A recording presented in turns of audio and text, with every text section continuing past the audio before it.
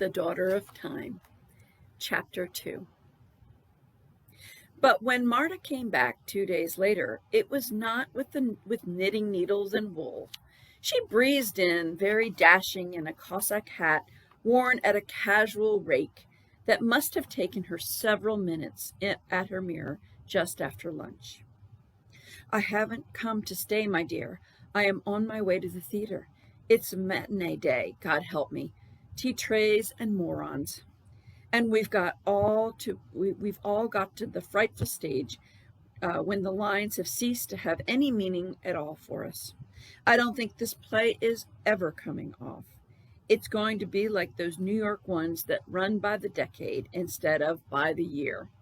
It's too frightening. One's mind just won't stay on the thing. Geoffrey dried up in the middle of the second act last night. His eyes nearly popped out of his head. I thought for a moment he was having a stroke. He said afterwards that he had no recollection of anything that happened between his entrance and the point where he came to and found himself halfway through the act. A blackout, you mean?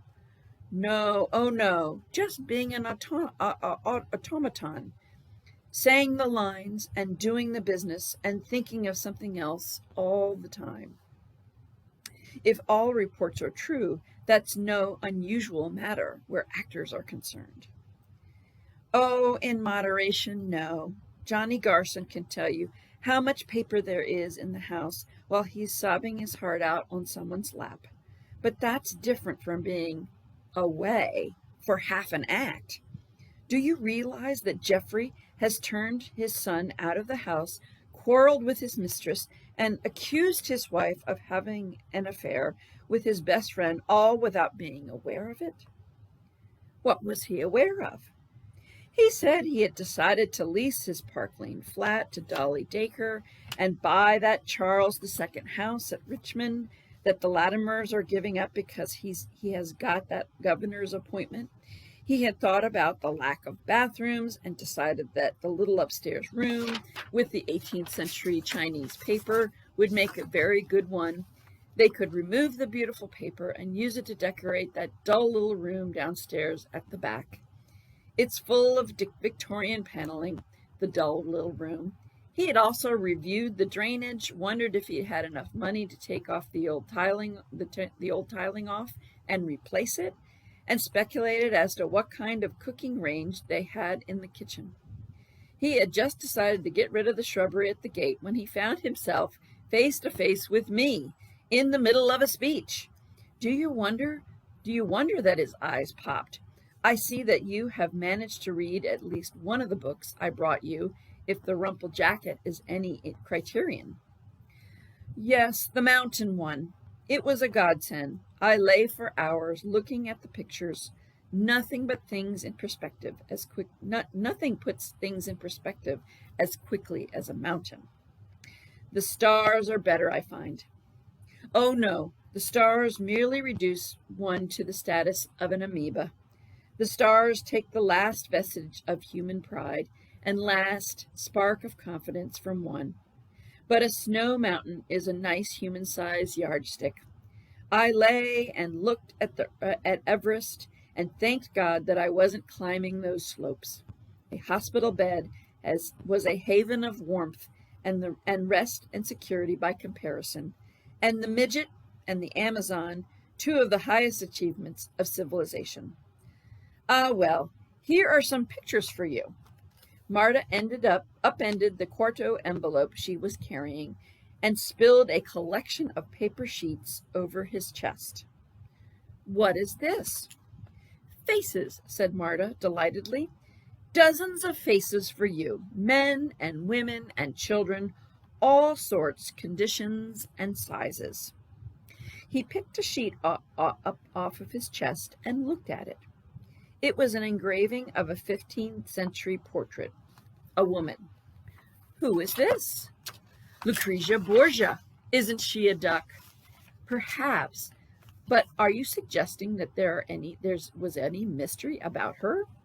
"Oh, yes. No one has ever decided whether she was her brother's tool or his accomplice." He discarded Lucretia and picked up a second sheet. This proved to be the portrait of a small boy in late 18th century clothes, and under it in faint capitals was printed the words, Louis VII. Now, there's a beautiful mystery for you, Marta said. The dolphin, did he escape or did he die in captivity? Where did you get all of these? I routed James out of his cubbyhole at the Victoria and Albert and made him take me to a print shop. I knew he would know about that sort of thing, and I'm sure he has nothing to interest him at the V and the A. It was so like Marta to take it for granted that a civil servant, because he happened to also be a playwright and an authority on portraits, should be willing to leave his work and delve about in print shops for her pleasure. He turned up the photograph of an Elizabethan portrait, a man in velvet and pearls. He turned the back to see who this might be and found it to be the Earl of Leicester. So that is Elizabeth's Robin, he said. I don't think I ever saw a portrait of him before. Marta looked down on the virile, fleshy face and said, It occurs to me for the first time that one of the major tragedies of history is that the best painters didn't paint you until you were past your best. Robin must have been quite a man. They say Henry VIII was dazzling as a young man, but what is he now? Something on a playing card. Nowadays, we know that Tennyson was like before he grew that frightful beard. I must fly. I'm late as it is. I've been lunching at the Blog, and so many people came up to talk that I couldn't get away as early as I meant to. I hope your host was impressed, Grant said, with a glance at the hat. Oh, yes, she knows about hats. She took one look and said, Jacques tout, I take it. She, said Grant, surprised. Yes, Madeline March. As it was, I was giving her luncheon. Don't look so astonished. It isn't tactful. I'm hoping, if you must know, that she'll write me that play about Lady Blessington. But there was such a toing and froing that I had no chance to make any impression on her. However, I gave her a wonderful meal. Which reminds me that Toady Bitmaker was entertaining a party of 7. Magnums galore. How do you imagine he keeps going? Lack of evidence, Grant said, and she laughed and went away. In the silence, he went back to considering Elizabeth's Robin. What mystery was there about Robin? Oh, yes, Amy Rosbart, of course. Well, he wasn't interested in Amy Rosbart. He didn't care how she had fallen down the stairs or why. But he spent a very happy afternoon with the rest of the faces. Long before he had entered the force, he had taken a delight in faces, and in his years at the Yard, that interest had proved both a private entertainment and a professional advantage. He had once in his early days dropped in with his superintendent at the identification parade. It was not his case, and they were both there on other business. But they lingered in the background and watched while a man and a woman separately walked down the line of 12 nondescript men looking for the one they hoped to recognize. Which is Chummy, do you know? The super had whispered to him. Oh, I don't know, Grant said, but I can guess. You can? Which do you make it? The third from the left. What is the charge? Oh, I don't know anything about it. His chief had cast him an amused glance, but then when both the man and the woman had failed to identify anyone and had gone away, the line broke into a chattering group, hitching collars and settling ties preparatory to going back on the street and the world of every day from which they had been summoned to assist the law.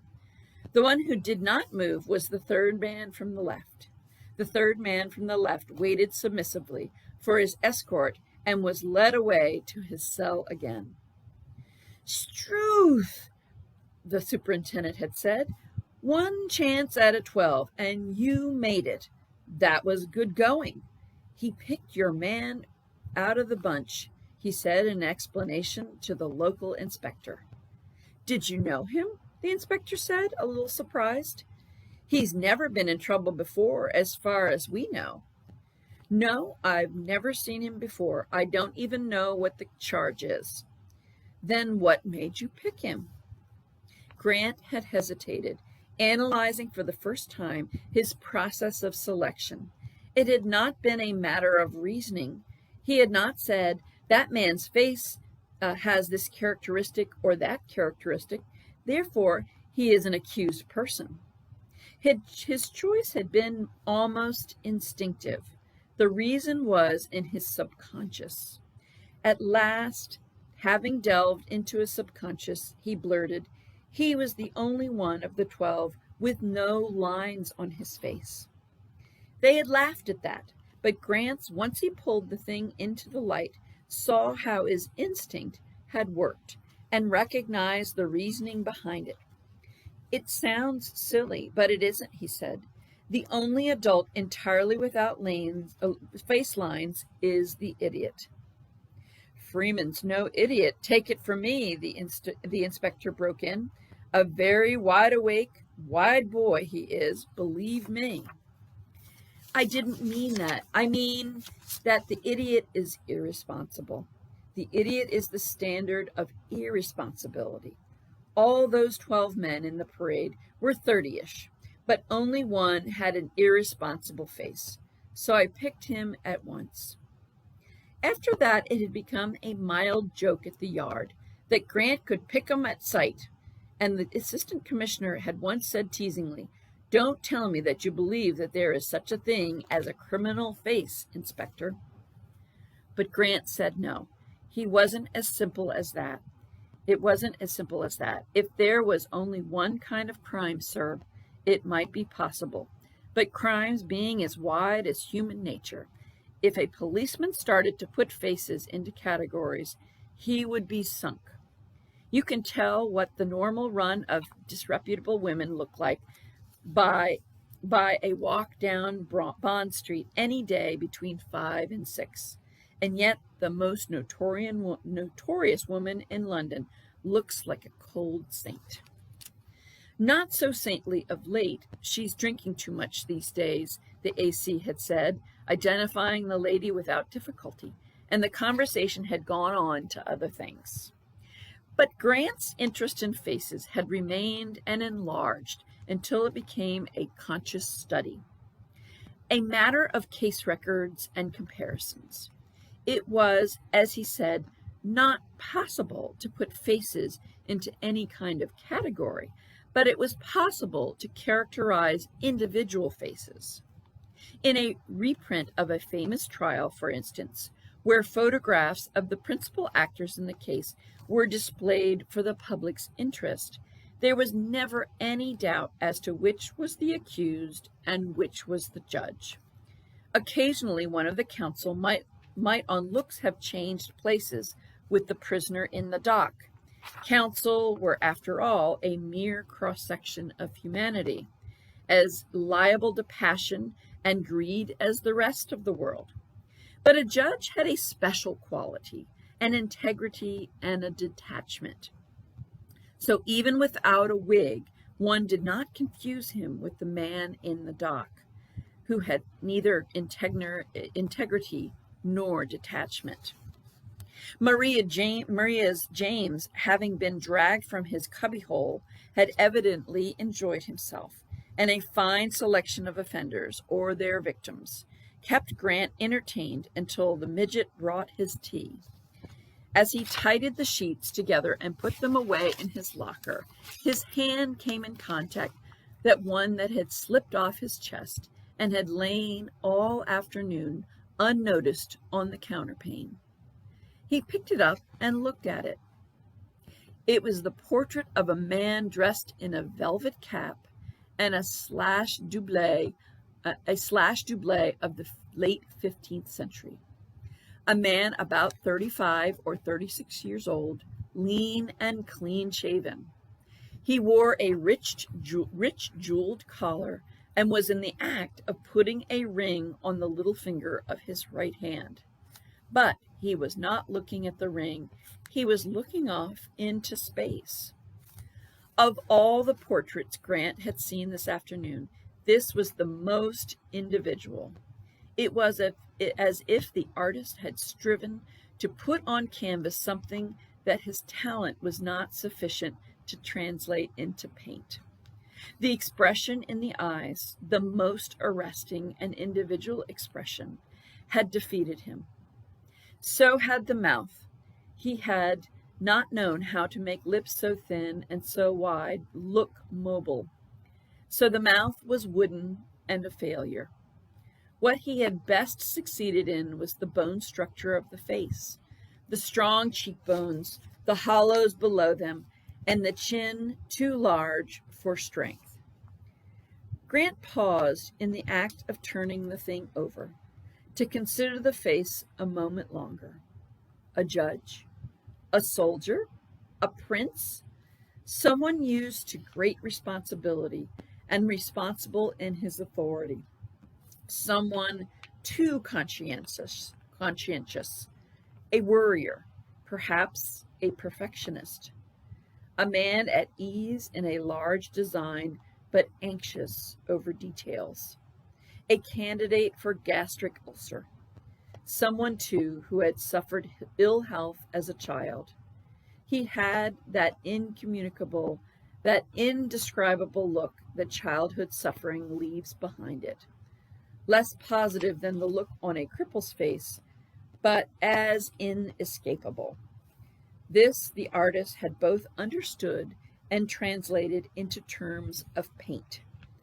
The slight fullness of the lower eyelid, like a child, has slept too heavily. The texture of the skin, the old man look in a young face. He turned the portrait over to look for a caption. On the back was printed, Richard III, from the portrait in the National Portrait Gallery. Artist unknown. Richard III. So that was who it was. Richard III. Crouchback, the monster of the nursery stories, the destroyer of innocence, a synonym for villainy. He turned the paper over and looked again. Was that what the artist had tried to convey when he had painted those eyes? Had what he had seen in those eyes been the look of a man haunted? He lay a long time looking at the face, at those extraordinary eyes.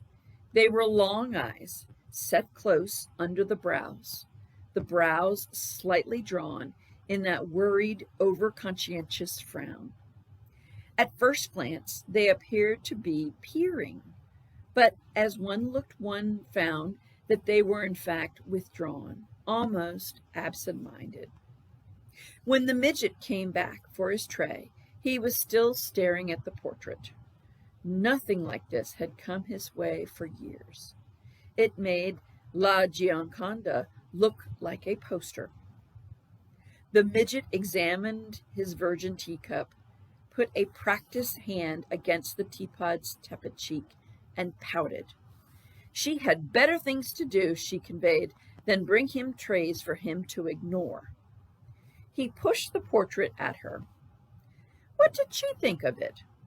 If that man were her patient, what would be her verdict? Liver, she said crisply, and bore away the tray in a heel-tapping protest, all starch and blonde curls. But the surgeon, strolling in against her draught, kindly and casual, had other views. He looked at the portrait and invited, and said after a moment's interested scrutiny, poliomyelitis. Infantile paralysis, Grant said, and remembered all of a sudden that Richard III had a withered arm. Who is it? The surgeon asked. Richard III. Really, that's interesting. Did you know that he had a withered arm? Had he? I didn't remember that. I thought he was a hunchback. So he was. What I do remember is that he was born with a full set of teeth and ate live frogs. Well, my diagnosis seems to be abnormally accurate. Uncanny. What made you choose polio? I don't quite know. Now that you ask me to be definitive, just the look of the face, I suppose. It's the look one sees of a face of a crippled child. If he was born hunchbacked, that probably accounts for it and not polio. I notice the artist has left out the hump. Yes, court painters have to have a modicum of tact. It wasn't until Cromwell that sitters asked for warts and all.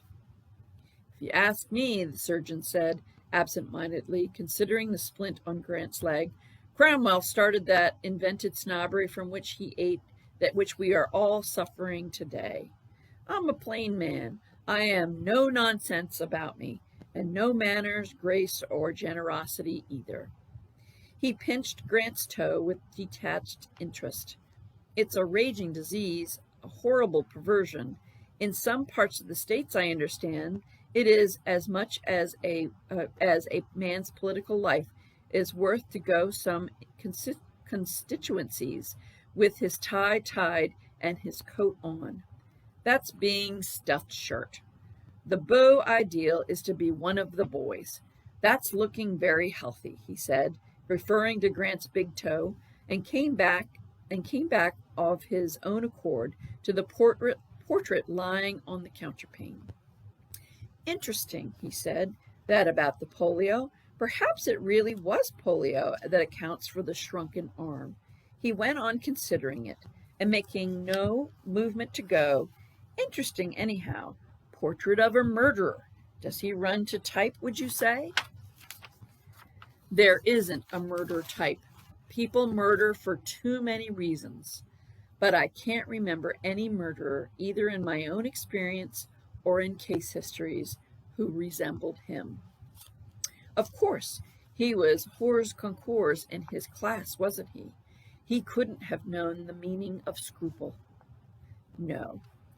I once saw Olivier play him, the most dazzling exhibition of sheer evil. It was, always on the verge of toppling over into the grotesque, and never doing it. When I showed you the portrait, Grant said, before you knew who it was, did you think of villainy? No, said the surgeon. No, I thought of illness. It's odd, isn't it? I didn't think of villainy either. And now that I know who it is, now that I've read the name on the back, I can't think of anything but villainous. I suppose villainy, like beauty, is in the eye of the beholder. Well, I'll look in again towards the end of the week. No pain to speak of for now? And he went away kindly and casual as he had come. It was only after he had given the portrait further puzzled consideration. It piqued him to have mistaken one of the most notorious murders of all time for a judge. To have transferred a subject from the dock to the bench was a shocking piece of ineptitude. That it occurred to Grant that the portrait had been provided as the illustration to a piece of detection. What mystery was there about Richard III? And then he remembered. Richard had murdered his 2 boy nephews, but no one ever knew how. They had merely disappeared. They had disappeared, if he remembered rightly, while Richard was away from London. Richard had sent someone to do the deed, but the mystery of the children's actual fate had never been solved. 2 skeletons had turned up under some stairs in Charles II's day and had even been buried. It was taken for granted that the skeletons were the remains of the young princes, but nothing had ever been proved. It was shocking how little history remained with one one after a good education. All he knew about Richard III was that he was the younger brother of Edward IV, that Edward was the blonde 6-footer with remarkable good looks and a still more remarkable way with women, and that Richard was a hunchback who usurped the throne on his brother's death in place of the boy heir, and arranged the death of that heir and his small brother to save himself and any further trouble. He also knew that Richard had died at the Battle of Bosworth, yelling for a horse, and that he was the last one of his line, the last Plantagenet. Every schoolboy turned over the final page of Richard III with relief, because now was the last of the Wars of the Roses. They were over, and they could get on with the Tudors, who were dull but easy to follow.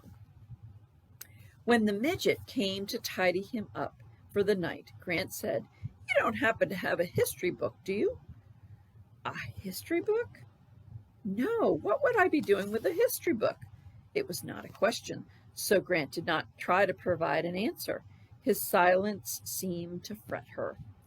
"If you really want a history book," she said presently, "you could ask Nurse Darrell when she brings your supper. She has all her school books on her shelf in her room, and it's quite possible she has a history among them." How like the Amazon to keep her school books, he thought. She was still homesick for school, as she was homesick for Gloucestershire, every time the daffodils bloomed. When she lumbered into the room, bearing his cheese pudding and stewed rhubarb, he looked at her with a tolerance that bordered on benevolent. She ceased to be a large female who breathed like a suction pump and became a potential dispenser of delight. "Oh, yes, she had a history book," she said. "Indeed, she'd rather thought that she had two. She had kept all of her school books because she had loved school." It was on the tip of Grant's tongue to ask her if she had kept her dolls, but he stopped himself in time. "And of course I loved history," she said. "It was my favorite subject. Richard the Lionheart was my hero." "An intolerable bounder," Grant said. "Oh, no," she said, looking wounded. "A hyperthyroid type," Grant said pitilessly, rocketing to and fro about the earth like a badly made firework. "Are you going off duty now?" "Whenever I'm finished my trays." "Could you find that book for me tonight?" "You're supposed to be going to sleep, not staying awake over history books." "I might as well read some history as look at the ceiling, which is the alternative. Will you get it for me?"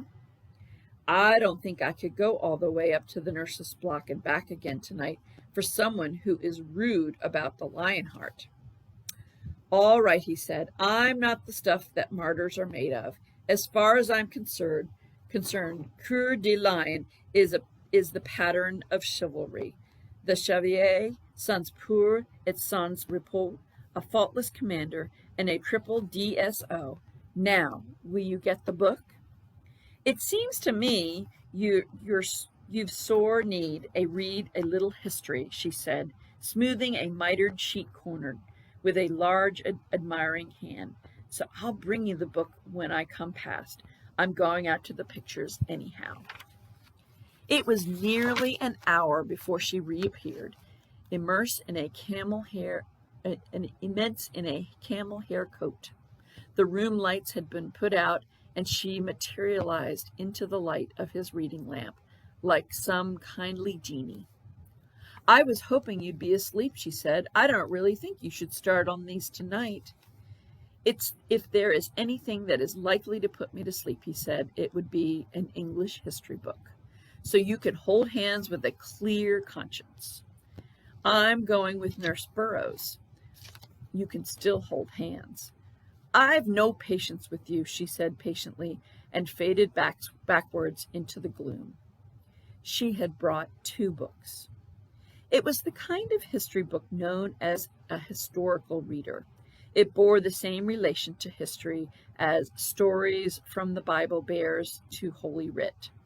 Canute rebuked his courtiers on the shore, Alfred burned the cakes, Raleigh spread his cloak for Elizabeth, Nelson took leave of Hardy in his cabin on the Victory, all in nice, clear, large print, and one-sentence paragraphs. To each episode went one full-page illustration. There was something curiously touching in the fact that the Amazon should treasure this childish literature. He turned to the flyleaf to see if her name was on there.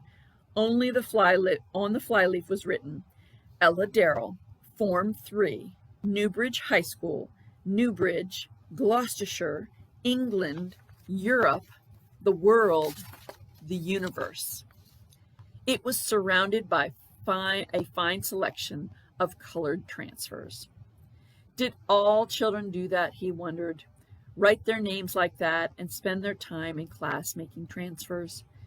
He certainly had, and the sight of those squares of bright primitive color brought back his childhood as nothing had for many years.